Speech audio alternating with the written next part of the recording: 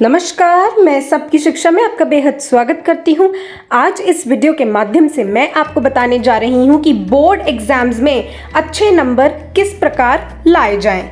बहुत से बच्चे बोर्ड एग्जाम्स देते वक्त डरते हैं, खासकर 10वीं कक्षा का बोर्ड एग्जाम देते समय, क्योंकि तब बच्चे पहली बार बोर्ड परीक्षा दे रहे होते हैं।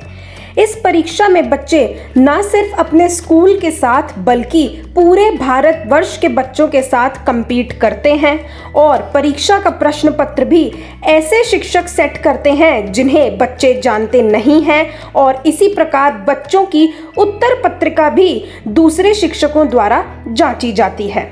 कक्षा 10वीं के रिजल्ट के आधार पर बच्चा अपनी कक्षा 11वीं के स्ट्रीम का चुनाव करता है और कक्षा 12वीं के रिजल्ट के आधार पर बच्चा अपनी कॉलेज लाइफ और एंट्रेंस एग्जाम की तैयारी करता है। यही वजह है कि इन एग्जाम्स में हर बच्चा अच्छे मार्क्स लाना चाहता है।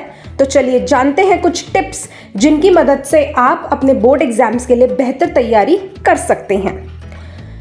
बच्चों को अपने बोर्ड एग्जाम्स के लिए कम से कम 2 महीने पहले से ही तैयारी शुरू करनी होगी और हर सब्जेक्ट के पिछले 5 से 10 साल के क्वेश्चन पेपर इकट्ठे करने होंगे।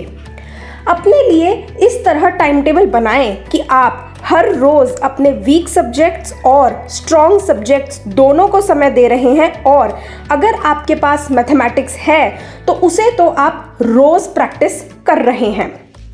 एक दिन में कम से कम 8 से 10 घंटे तो पढ़ाई करिए ही करिए, जिसमें से 3 घंटे आप हर रोज़ कोई एक पुराना क्वेश्चन पेपर सॉल्व कर रहे हैं या कोई इसी साल का सीबीएसई द्वारा रिलीज़ किया हुआ सैम्पल पेपर सॉल्व कर रहे हैं या मॉक पेपर सॉल्व कर रहे हैं।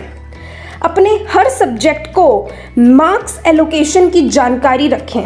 इससे आपको पता होगा कि कौन से चैप्टर में से कितने नंबर के सवाल आएंगे और उसी हिसाब से उस चैप्टर को ज़्यादा समय दें जो ज़्यादा मार्क्स का हो।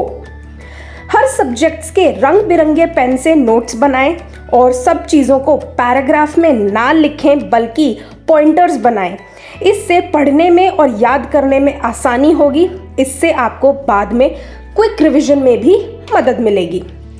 जितने भी थ्योरी सब्जेक्ट हैं उनके विषयों के एग्जाम्पल्स की जानकारी भी ज़रूर रखें और लैंग्वेज सब्जेक्ट्स में अपने कहानियों और कविताओं के ऑथर्स और कवियों के नाम को भी ज़रूर याद रखें।